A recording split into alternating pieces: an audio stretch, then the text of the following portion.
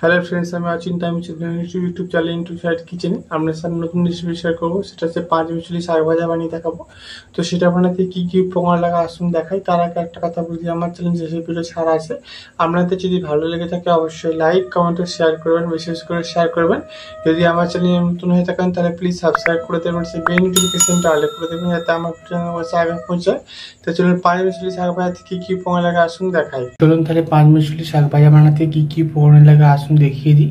তার আগে একটা কথা বলে দিই, ভিডিওটা প্রথম থেকে শেষ অবধি দেখার অনুরোধ রইল। তাহলে চলুন রেসিপিটা শুরু করি। এখানে আমি কিছুটা পরিমাণ 5 মিশালি সবজি শাক ভালো করে ছোটো ছোটো করে কেটে ভালো করে ধুয়ে রেখেছি। তার জন্য রেসিপিটা শুরু করি। গ্যাসটা তাহলে কড়াটা বসিয়ে দিয়েছি, কড়াটা গরম হয়ে গেছে, এর মধ্যে তেল দিয়ে দেবো।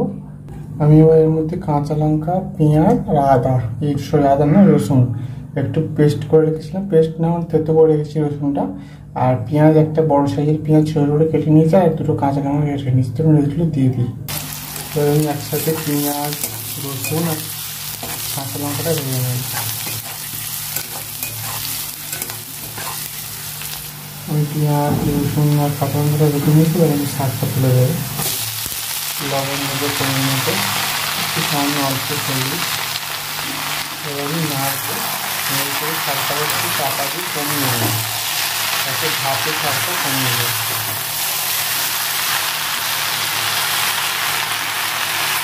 দেখুন নাড়তে নাড়তে ভালো করে ভেজে নেবে, জলটা শুকনো হয়ে গেছে এবং শাকটাও কমে গেছে। এবং নাড়তে নাড়তে ভালো করে ভেজে নেবে।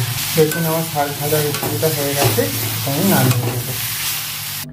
দেখুন আমার 5 মিশালি শাক ভাজা রেসিপিটা হয়ে গেছে।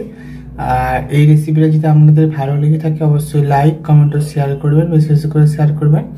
আর প্লিজ সাবস্ক্রাইব করে আমাদের পাশে থাকবেন। যখনটা দেখাচ্ছে নেক্সট ভিডিও এরকম নিত্য নতুন ভিডিও পাওয়ার জন্য আমাদের চ্যানেলটাকে অবশ্যই সাবস্ক্রাইব করে আমাদের পাশে থাকবেন। যখনটা দেখাচ্ছে নেক্সট ভিডিওতে।